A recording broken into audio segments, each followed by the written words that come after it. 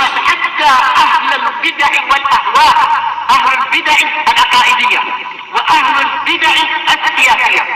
أنا أقول بيننا وبينكم السلف، بيننا وبينكم الكتب، كان أحد يقول البدع بيننا وبينكم الجنائز. Bismillahirrahmanirrahim. Qala fadilatul Syekh Abdullah Al-Bassam rahimahullah, ma yu'khadhu minal hadits. Iya ini.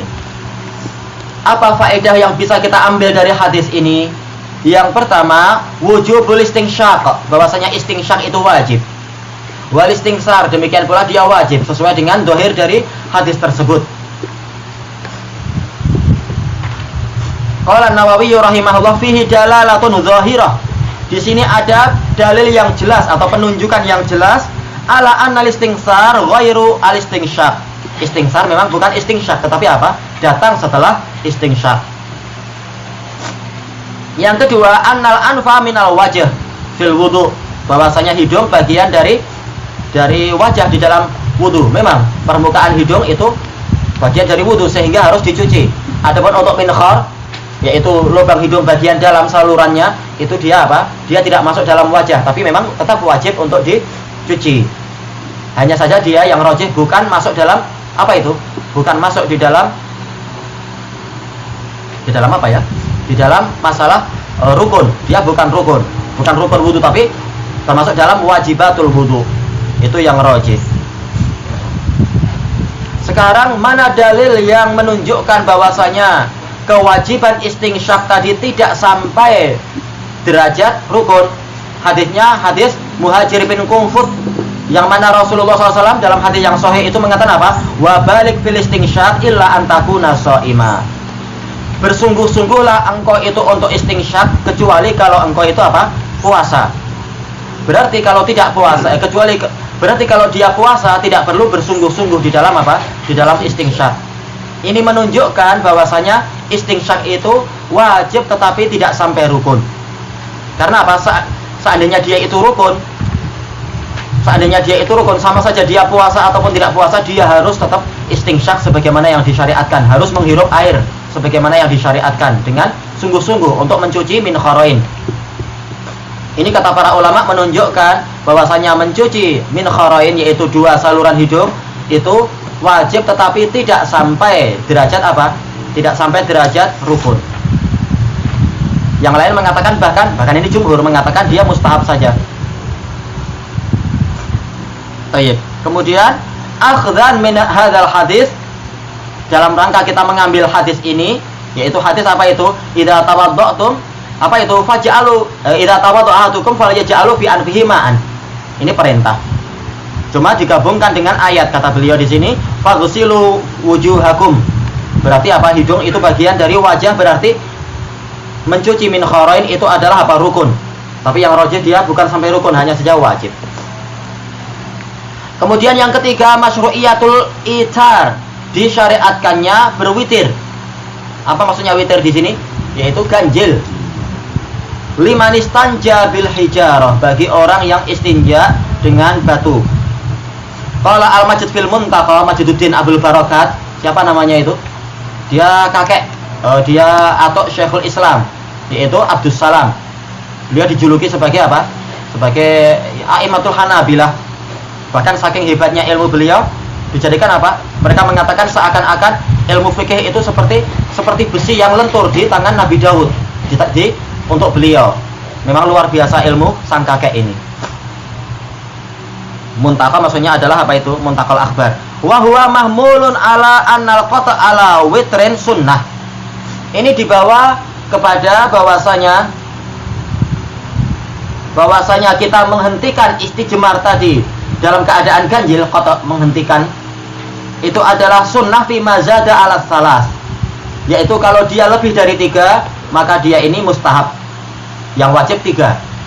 Adapun kita milih 5 atau 7 ini mustahab. Ganjilnya wajib, tetapi sampai berapa itu mustahab. Cuma apa? Minimal 3 wajib. Ini yang rajih memang, walaupun sebagian ulama merajihkan 1 pun nggak apa-apa. Cuma seringnya 1 tetap itu kan kotor kalau hanya 1 kali. Dengan selain batu boleh kan? Boleh.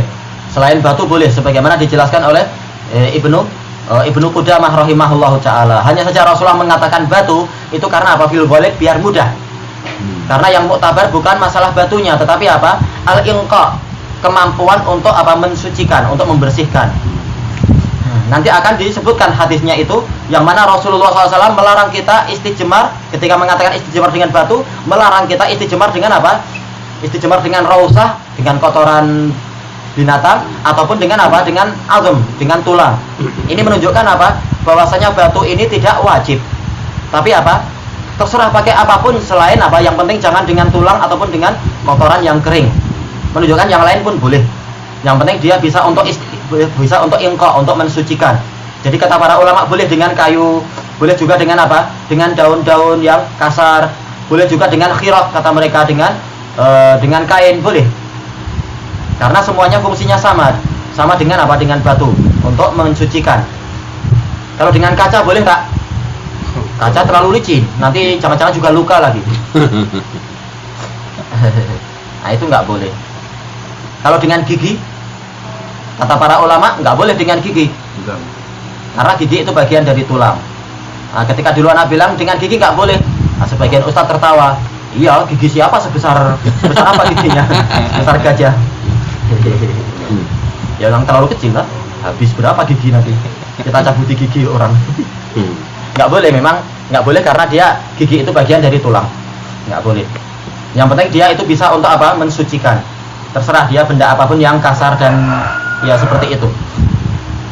Kemudian yang keempat, qala Ibnu Hajar istambata qaumun minal hadis anna maudhi al-istinja makhsusun bi ar-rukhsah. Sebagian kaum mengambil faedah dari hadis ini bahwasanya istinja itu khusus dengan rukhsah. Yaitu ini adalah sebenarnya keringanan dari Allah taala. Kenapa? Ma'a baqa'i atharin najasati alaih, karena sebenarnya bekas najis itu masih ada. Iya kan? Iya, kalau tidak dengan air, walaupun kita dengan batu tetap ada, tetapi apa? Ini di rukhsah, diringankan oleh Allah taala, dimaafkan. Itu menunjukkan apa? Tidak apa-apa. Kalau ada sisa sedikit sekali, itu tidak apa-apa. Makanya boleh kita istijmar dengan awat tisu, boleh. Itu ma'ruf kan? Zaman sekarang dengan tisu itu boleh. Yang penting sudah diusahakan, dibersihkan sebisanya. Tapi kalau ada air, kita boleh guys. Nah, para ulama mengatakan boleh. Dengan air ataupun dengan batu itu boleh. Bukan sekedar apa? Bukan seperti ketika kita tayamum. Kalau ada air maka tidak boleh dengan batu, bukan. Dengan batu itu boleh. Para ulama sepakat kecuali satu orang ulama yang melarang, satu atau dua. Bahkan yang lain, ulama ini bahkan mewajibkan dengan batu dan mengharamkan dengan air. Gimana dengan air, nanti tanganku kotor lagi, kata mereka. Tapi yang betul adalah apa? Setelah itu terbentuk ijma bahwasanya apa? Dengan batu disyariatkan, dengan air itu lebih baik. Karena dia angko, lebih membersihkan. Adapun kalau tangan kita jadi kotor, nggak apa-apa, nanti cuci lagi dengan tangan, dengan air dan dengan sabun dan sebagainya. Kemudian yang kelima, masyru'iyatu ghuslil yad min naumil lail, disyariatkannya. Yang rajih bahkan apa? Sampai tingkat wajib seperti yang beliau sebutkan sendiri. Disyariatkannya mencuci tangan setelah kita tidur malam. Minnya min sababiyah, disebabkan oleh tidur malam. Ini yang paling kuat. Kemudian untuk hati-hatinya juga tidur secara umum. Wa taqaddamal khilafu fi takhsisil lail, telah lewat masalah perselisihan, masalah apa itu? Pengkhususan waktu malam. Wal khilaf fi wujubi al-ghusl au istihbabih, juga perselisihan masalah wajib mencuci ataukah mustahab. Yang rajih apa? Dia hukumnya wajib. Yang keenam, wujubul wudu'i minan naum, wajibnya berwudu setelah kita bangun tidur. Tidur yang mana? Tidur yang mustaghriq, yang menghilangkan akal. Yang ketujuh, an-nahyu an idkhalihal ina qabla ghusliha, larangan kita memasukkan tangan ke dalam bejana air sebelum kita mencuci tangan itu. Wa huwa imma lit tahrim aw lil karahiyah. Bisa jadi ini adalah sampai haram atau sekedar makruh. Yang rajih dia sampai haram. Alal khilafi wujubi al-ghusl aw istihbabih, berdasarkan perselisihan apakah dia wajib mencuci atau mustahab. Yang kedelapan, al-zahir min ta'lili masyru'iyati ghusliha an-nadhafah, yang nampak dari alasan disyariatkannya mencuci adalah untuk apa? Untuk kebersihan, kita menjaga kebersihan. Yang ini memang muhtamal, apakah dia dikhawatirkan kena najis ataukah dikhawatirkan kena kotoran yang lain. Karena walaupun tidak sampai najis, tapi barangkali tangan kita malam itu dijilat oleh kucing atau dijilat oleh tikus atau didatangi oleh barangkali binatang yang tamar berjalan itu, kecoa itu. Lipas. Nah, tangan kita kotor, maka jangan cepat-cepat memegang makanan dan sebagainya, maka cuci dulu.